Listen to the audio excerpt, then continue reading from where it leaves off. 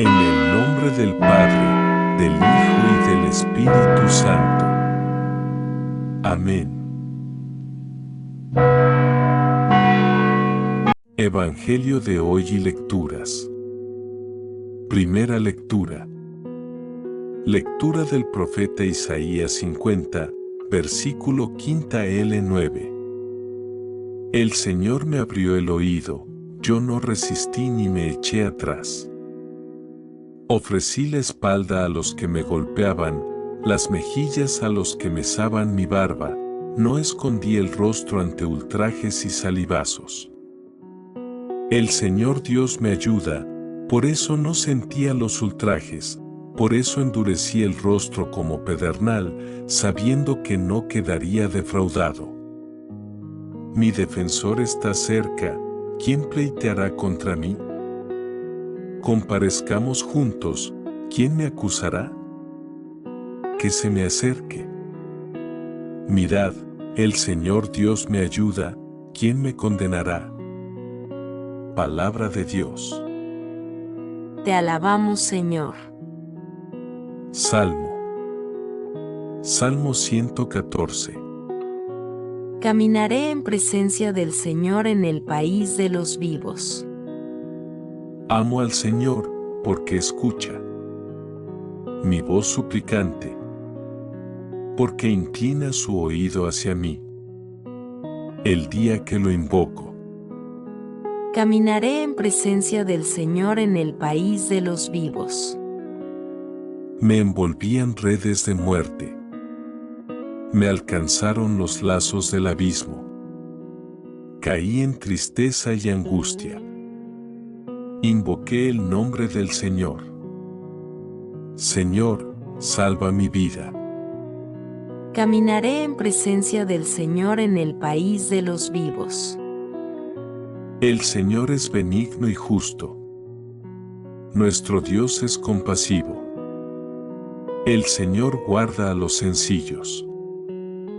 Estando yo sin fuerzas, me salvó.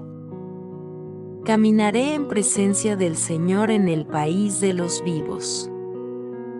Arrancó mi alma de la muerte, mis ojos de las lágrimas, mis pies de la caída. Caminaré en presencia del Señor, en el país de los vivos. Caminaré en presencia del Señor en el país de los vivos. Segunda lectura. Lectura de la carta del apóstol Santiago 2, versículo 14 al 18. ¿De qué le sirve a uno, hermanos míos, decir que tiene fe si no tiene obras?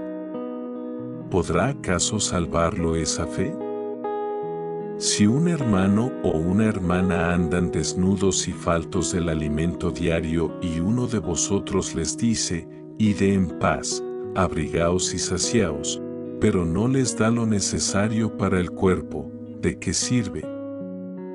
Así es también la fe, si no tiene obras, está muerta por dentro. Pero alguno dirá, tú tienes fe y yo tengo obras, muéstrame esa fe tuya sin las obras, y yo con mis obras te mostraré la fe. Palabra de Evangelio del día. Lectura del Santo Evangelio según San Marcos 8, 27-35. En aquel tiempo, Jesús y sus discípulos se dirigieron a las aldeas de Cesarea de Filipo. Por el camino, preguntó a sus discípulos, ¿quién dice la gente que soy yo? Ellos le contestaron, unos, Juan Bautista, otros, Elías, y otros, uno de los profetas. Él les preguntó, ¿y vosotros, quién decís que soy? Pedro le contestó, tú eres el Mesías. Y les conminó a que no hablaran a nadie acerca de esto. Y empezó a instruirlos. El Hijo del Hombre tiene que padecer mucho, ser reprobado por los ancianos, sumos sacerdotes y escribas, ser ejecutado y resucitar a los 3 días. Se lo explicaba con toda claridad. Entonces Pedro se lo llevó aparte y se puso a increparlo. Pero él se volvió y, mirando a los discípulos, increpó a Pedro. «Ponte detrás de mí, Satanás. Tú piensas como los hombres, no como Dios». Y llamando a la gente y a sus discípulos, y les dijo: «Si alguno quiere venir en pos de mí, que se niegue a sí mismo, tome su cruz y me siga. Porque quien quiera salvar su vida, la perderá, pero el que pierda su vida por mí y por el Evangelio la salvará. Pues ¿de qué le sirve a un hombre ganar el mundo entero y perder su alma?». Palabra de Dios. Te alabamos, Señor. Reflexión. El discipulado de la cruz como identidad cristiana. Primera lectura, Isaías 50, versículos 5 al 9. Entrega y decisión a Dios y a los suyos. Estamos ante uno de los famosos cantos del siervo de Yahvé, una de las cumbres teológicas del Antiguo Testamento desde todos los puntos de vista. Pertenecen a la segunda parte del libro de Isaías, al llamado Deutero Isaías, en que aparece este misterioso personaje que encuentra el sentido a su misión apoyándose en la palabra de Dios. Si en la primera parte del libro de la Consolación se pensaba que el emperador Ciro, emperador persa, sería el elegido de Dios para liberar a su pueblo, pues él dio el decreto del retorno desde Babilonia, a partir del momento en que aparece la figura del siervo. Ya no será necesario apoyarse en un rey o emperador humano para la libertad que Dios ofrece a su pueblo. Las resonancias de estos famosos cantos del siervo son evidentes en pasajes. Por eso mismo la fidelidad a Dios, a la escucha atenta de su palabra, por encima de las afrentas que debe sufrir, ponen de manifiesto el misterio del dolor como la capacidad que se debe tener frente a toda violencia. Los perfiles de este personaje no están definidos, ni está claro si se habla de un individuo o del pueblo mismo que debe mantenerse atento a la palabra de Dios. Pero los cristianos supieron aplicarlo a Cristo, porque encontraron en esta descripción del siervo una semejanza inigualable con la vida de Jesús. Lo que para el judaísmo oficial y su teología no podía ser mesiánico, para los cristianos, después de la pasión y la resurrección, preanuncia al Mesías que pude llevar sobre sus hombros los sufrimientos del pueblo y del mundo entero. Segunda lectura, Santiago 2, versículo 14 al 18. Fe verdadera y compromiso cristiano. Nos enfrenta de nuevo con la parénesis, o la praxis de la vida cristiana.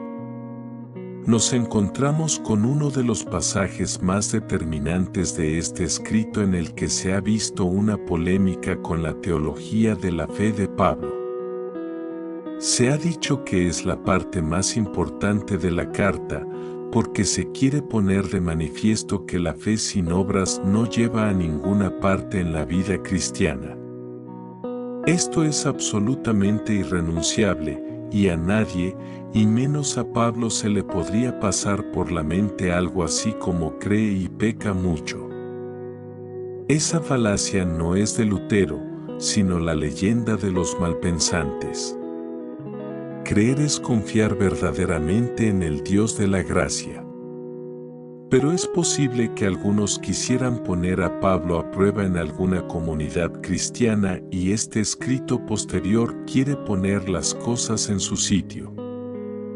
El enfrentamiento no es entre Santiago y Pablo, sino entre interpretaciones que provocan equívocos. Pablo, es verdad, ha puesto la fe en Jesucristo como principio de salvación, y eso es axiomático, elemental y decisivo en el cristianismo frente a la ley judía, porque la salvación no puede venir sino de Jesucristo. En ningún caso de la ley y sus preceptos, esto también es elementalmente cristiano. Pero la fe lleva a los compromisos más radicales, en razón de la gracia de la salvación. De lo contrario, el cristianismo sería absurdo, porque el cristianismo no es una ideología, sino una praxis verdadera para cambiar los corazones de los hombres. Evangelio, Marcos 8, versículo 27 al 35. Seguir a Jesús desde nuestra cruz. El Evangelio nos presenta un momento determinante de la vida de Jesús en que debe plantear a los suyos, a los que le han quedado, las razones de su identidad para el seguimiento. ¿A dónde van? ¿A quién siguen? El texto, pues, del Evangelio, tiene 4 momentos muy precisos: la intención de Jesús y la confesión mesiánica de Pedro en nombre de los discípulos, el primer anuncio de la pasión, el reproche de Jesús a Pedro y a los discípulos por pretender un mesianismo que no entran en el proyecto de Dios, que Jesús asume hasta las últimas consecuencias, como el mismo siervo de Yahvé. Y, finalmente, los dichos sobre el seguimiento. Este es uno de los momentos estelares de la narración del Evangelio de Marcos. La crisis en Galilea se ha consumado y el seguimiento de Jesús se revela abiertamente en sus radicalidades. Galilea ha sido un crisol, ahora están a prueba los que le han quedado, cuyas carencias son manifiestas en esta confesión mesiánica. Por eso las palabras sobre el seguimiento de Jesús son para toda la gente, no solamente para sus discípulos. Es el momento de comenzar al camino a Jerusalén, con todo lo que ello significa para Jesús en su proyecto del anuncio del reino. Pedro considera que confesarlo como Mesías sería lo más acertado. Pero el Jesús de Marcos no acepta un título que puede prestarse a equívocos. El Mesías era esperado por todos los grupos, y todos creían que sería el liberador político del pueblo. Jesús sabe que ni su camino ni sus opciones son políticas, porque no es ahí donde están los fundamentos del reino de Dios que ha predicado. Por eso, para aclarar el asunto viene el primer anuncio de la pasión. De esa manera dejaría claro que su mesianismo, al menos, no sería como lo esperaban los judíos y, a la vez, sus discípulos debían aprender a esperar otra cosa. Ya Jesús veía claro que su vida en Dios debía pasar por la muerte. No porque Dios quisiera o deseara esa muerte. El Dios Abba no podía querer eso. Pero los hombres no dejarían otra alternativa a Jesús en nombre de su Dios. El reproche de Jesús a Pedro, uno de los más duros del Evangelio, porque su mentalidad es como la de todos los hombres y no como la voluntad de Dios, es bastante significativo. Jesús les enseña que su papel mesiánico es dar la vida por los otros, perderla en la cruz. Eso es lo que pide a los que le siguen, porque en este mundo, triunfar es una obsesión, pero perder la vida para que los otros vivan solamente se aprende de Dios que se entrega sin medida. El triunfo cristiano es saber entregarse a los demás. No sabemos si Jesús pudo hablar directamente de cruz o estos dichos están un poco retocados en razón de lo que ocurrió en Jerusalén con la muerte histórica de Jesús siendo crucificado bajo Poncio Pilato, quien decidió esa clase de muerte. Pero Jesús sí que contaba ya con la muerte, no veía otra salida. Por eso, La cruz, en los dichos, es la misma vida. Nuestra propia vida, nuestra manera de sentir el amor y la gracia, el perdón y la misericordia, la ternura y la confianza en la verdad y en Dios como Padre. Eso es una cruz en este mundo de poder y de ignominia. La cruz no es un madero, aunque para los cristianos sea un signo muy sagrado. La cruz está en la vida, en amar frente a los que odian, en perdonar frente a la venganza. Esa es una cruz porque el mundo quiere que sea una cruz, no simplemente un madero. La cruz de nuestra vida, nuestra cruz, tome su cruz, dice el dicho de Jesús, sin pretender ser lo que no debemos, sin vanagloriarnos en nosotros mismos. La cruz es la vida para los que saben perder, para los que saben apostar.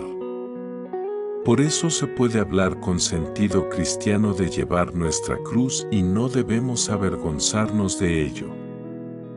No porque nuestro Dios quiera el sufrimiento, pero el sufrimiento de los que dan sentido a su vida frente al mundo, viene a ser el signo de identidad del verdadero seguimiento de Jesús. Amén. Hermanos y hermanas en Cristo, hemos llegado al final de este video, pero espero que la semilla de la fe haya sido plantada en sus corazones. Recuerden que la palabra de Dios es capaz de transformar vidas y corazones. En este viaje juntos, hemos explorado. Recuerda, suscríbete a este canal para recibir más contenido edificante y ser parte de esta comunidad de fe. Activa la campanita para recibir notificaciones de nuevos videos. Deja tu comentario compartiendo tus reflexiones y experiencias. Dale me gusta y comparte este video para que llegue a más personas. Juntos, podemos llevar la palabra de Dios a todo el mundo. Que Dios los bendiga siempre. Amén. En el nombre del Padre, del Hijo y del Espíritu Santo. Amén.